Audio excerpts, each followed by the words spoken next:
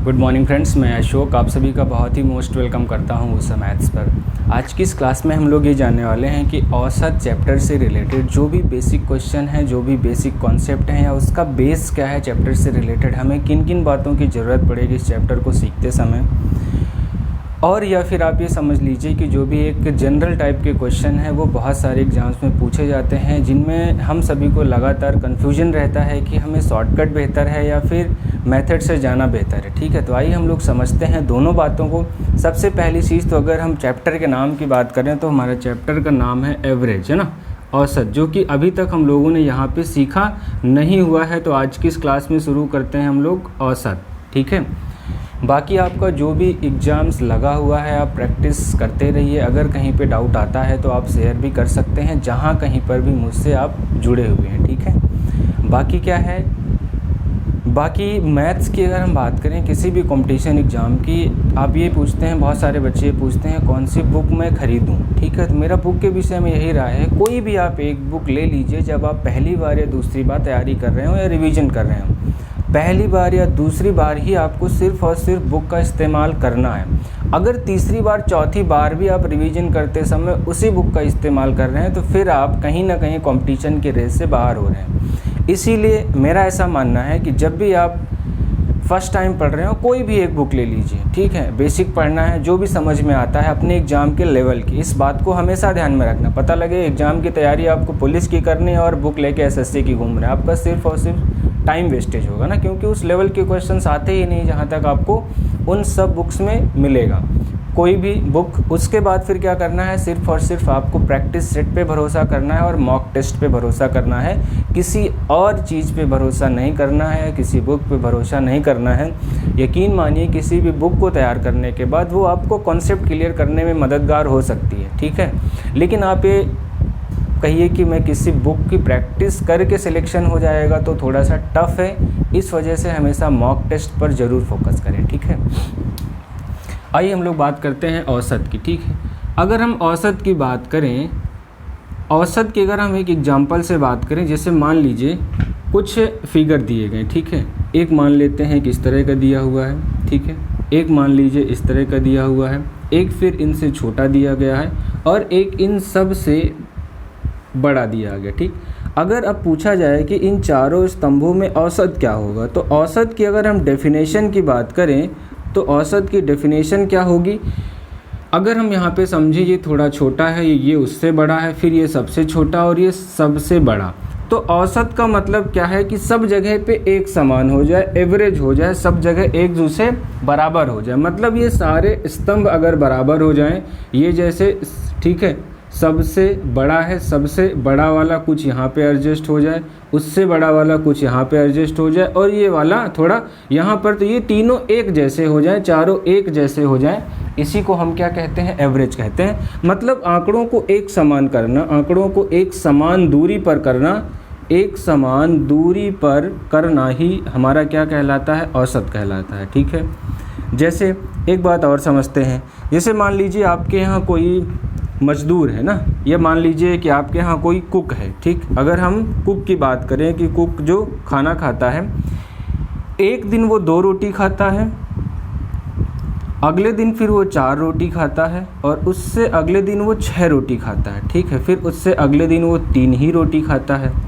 तो आपको ये अगर आइडिया लगाना हो कि औसतन वो प्रतिदिन कितना खाना खाता है ना, तो औसतन वो प्रतिदिन कितना खाता है, तो इन सभी आंकड़ों को एक समान कर लीजिए तो आपको पता चल जाएगा कि औसतन एक समान, मतलब कि एक समान करने का मतलब है 6 वाले को कम करना है, 2 वाले को बढ़ाना है, 3 वाले को इस तरह से बढ़ाना है कि सब एक दूसरे के इक्वल हो जाएं। वही हमारा क्या होता है, औसत होता है। ठीक है, इसका मतलब एक तो तरीका ये होगी। अगर हम मैथ्स में डेफिनेशन की बात करें कि फार्मूला क्या है, बेसिक फार्मूला क्या होता है औसत का, तो औसत का जो फार्मूला होता है आंकड़ों का योग बटे आंकड़ों की संख्या ना, आंकड़ों या प्रेक्षण भी लिख के आता है, आंकड़ों का योग बटे में क्या हो जाएगा, आंकड़ों की संख्या।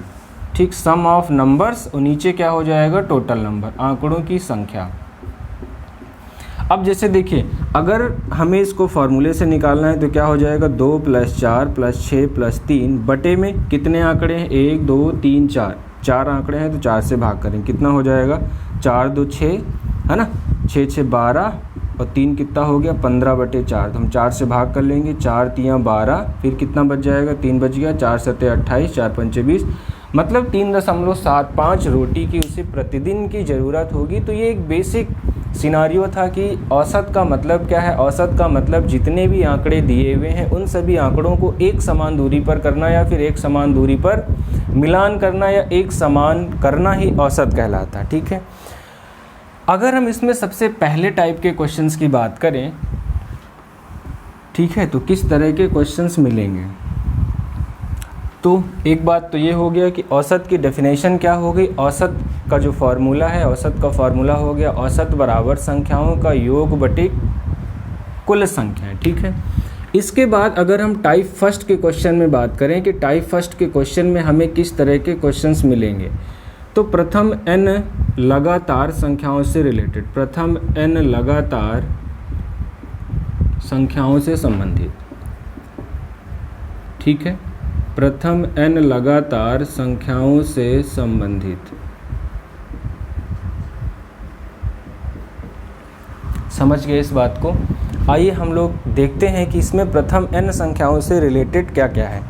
हमेशा पूरे चैप्टर में एक ही फार्मूला है, लेकिन हम लोग प्रयास ये करेंगे कि फार्मूले का कम से कम यूज किया जाए। जो भी बेहतर कॉन्सेप्ट या शॉर्टकट है इस चैप्टर के लिए बहुत ही आसान बनाते हैं। ठीक है, तो उन सभी कॉन्सेप्ट या शॉर्टकट को सीखना। ठीक है, दूसरी बात, अब आइए हम लोग इसमें बात करते हैं प्रथम n लगातार संख्याओं से संबंधित। तो सबसे पहले आप ये बताइए, अगर कहीं पे इस तरह से लिखा हुआ है 1 + 2 + 3 + 4 प्लस डैश डैश करके मान लीजिए 100 तक लिखा है, पूछा जा रहा है कि इनका औसत ज्ञात कीजिए, पूछा जा रहा है कि इनका औसत क्या होगा। ठीक है, तो आपके पास क्या जवाब होगा कि इनका औसत क्या होगा।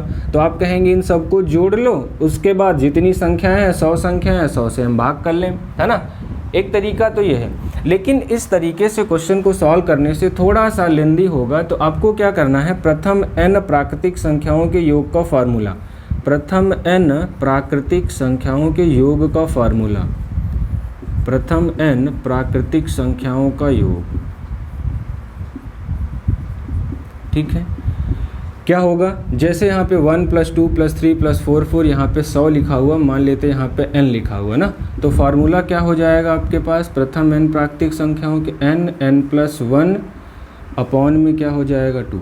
ये तो हमारा योग का फार्मूला है। ठीक है, अगर अब इनका औसत पूछा जाए कि 1 से लेकर के n तक की प्रथम n प्राकृतिक संख्याओं का औसत, ठीक है, तो औसत के विषय में आप ध्यान से देखिए। औसत का जो फार्मूला है योग बटे संख्याएं, तो योग तो यही हो गया आपका n + 1/2, ये तो योग हो गया। योग बटे संख्याएं, संख्याएं कितनी है, n तक की संख्याएं, तो अब देखिए n से n कैंसिल हो जाएगा, तो हमारे पास शॉर्टकट क्या निकल के आ गया। अगर 1 से लेकर के n तक की संख्याएं हैं या फिर प्रथम n प्राकृतिक संख्याएं हैं, तो उनका औसत कितना हो जाएगा n + 1। ठीक है, जैसे मान लीजिए लिखा है 1 + 2 + 3 + 4 डैश डैश लिखा हुआ है 80, है ना। तो इनका अगर औसत बताना है तो इनका औसत क्या हो जाएगा, 1 से लेकर के 80 तक की संख्याएं हैं, तो आपको समझ में आ रहा होगा कि औसत क्या हो जाएगा n + 1। तो n + 1 का मतलब सीधा आपको देखना, n का मतलब 80 है, तो 80 + 1 कितना हो गया 81। इतने आसान से इसमें शॉर्टकट है। या फिर आपसे क्वेश्चन कह दिया जाए कि 1 से लेकर के 1000 तक की प्राकृतिक संख्याओं का औसत, तो 1000 तक है तो क्या होगा 1000 प्लस में 1 करेंगे तो क्या हो जाएगा आपके पास 1001। ठीक है, तो ये बहुत ही आसान एक टाइप के सवाल ये हो गए।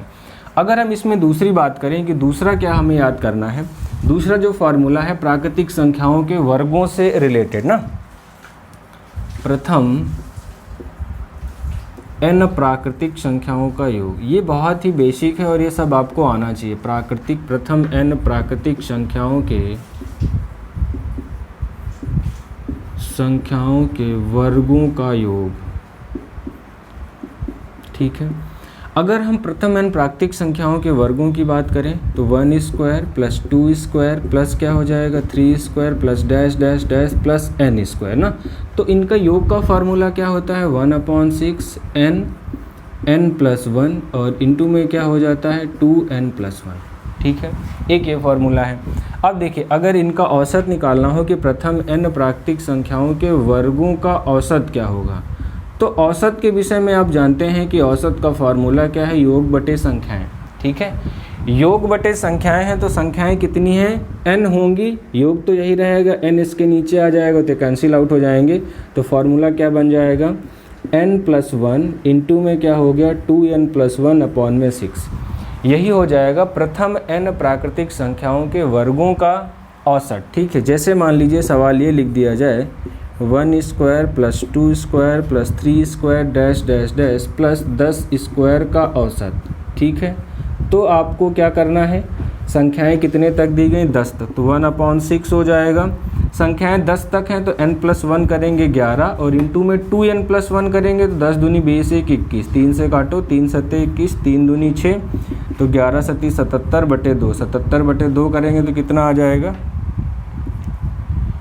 2 3 6 और 2 8 16, 38.5। ठीक, तो ये इस तरीके से छोटे छोटे सवाल हैं। देखिए, किसी भी चैप्टर में बहुत ज़्यादा लेवल जाने की ज़रूरत नहीं है अगर आप एसएससी, जीडी और यूपी टेट की तैयारी कर रहे हैं। ठीक है, क्योंकि वहाँ पे सारा सब कुछ बेसिक रिलेटेड, जैसे अभी हम लोगों ने पेट के एग्जाम में देखा, बहुत सारे क्वेश्चंस हम लोगों ने किए, लेकिन पूछा क्या गया, सिर्फ बेसिक, बहुत छोटे छोटे क्वेश्चन। सिर्फ आपको प्रैक्टिस करते रहना है, लगातार प्रैक्टिस करते रहना है और थोड़ा सा लेवल जाना, बहुत ज़्यादा टफ क्वेश्चंस में नहीं पढ़ना है कि हाँ ये भी आ रहा। हाँ, जो आपके डाउट्स हैं, अगर आपका इंटरेस्ट है कि हाँ नहीं मुझे ये भी आना चाहिए, तो फिर आपको लगाना चाहिए। अगर आप एग्ज़ाम की तैयारी करते हैं तो हमेशा आप अपने लेवल को ज़रूर ध्यान में रखें कि हमारे एग्ज़ाम का लेवल क्या है। ठीक है, हमें बहुत सारी चीज़ों में नहीं पढ़ना है कि हम उलझे पड़े हुए हैं, हमारे एग्ज़ाम में जो चीज़ पूछी ही नहीं जानी उसमें।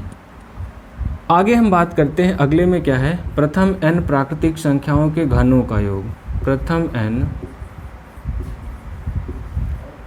प्राकृतिक संख्याओं के घनों का योग। ठीक है, प्रथम n प्राकृतिक संख्याओं के घनों का योग। ठीक, अब अगर हम घनों के योग के विषय में बात करेंगे तो क्या हो जाएगा, ये 1 cube plus 2 cube plus 3 cube plus dash dash dash plus n cube, है ना। तो इसका क्या फार्मूला होता है, n+1/2 का होल स्क्वायर। ये योग का फार्मूला है। ये किसका फार्मूला है, प्रथम n प्राकृतिक संख्याओं के घनों का योग। ठीक बात है। इसके बाद हमें क्या पढ़ना है कि इसमें औसत का जो फार्मूला होगा, प्रथम n प्राकृतिक संख्याओं के घनों का औसत, है ना। तो औसत का मतलब योग बटे संख्याएं होंगी, तो इसके अपॉन में n आएगा, एक n से एक n कैंसिल हो जाएगा ना, क्योंकि यहाँ पे आप इस बात को समझिए, हम कट नहीं करते हैं, क्योंकि ऊपर स्क्वायर लिखा तो ये n स्क्वायर होगा और ये n+1 का होल स्क्वायर होगा, अपॉन में 4 इंटू में n आएगा तो एक n से n कैंसिल हो जाएगा। तो क्या फार्मूला हो जाएगा, n+1 का होल स्क्वायर अपॉन में 4। प्रथम n प्राकृतिक संख्याओं के घनों का योग, n+1 का होल स्क्वायर अपॉन में 4। ठीक बात है। इसके बाद दो बहुत ही ज़रूरी फार्मूले, बहुत ही छोटी छोटी बातें। ठीक है, अगला क्या है, प्रथम n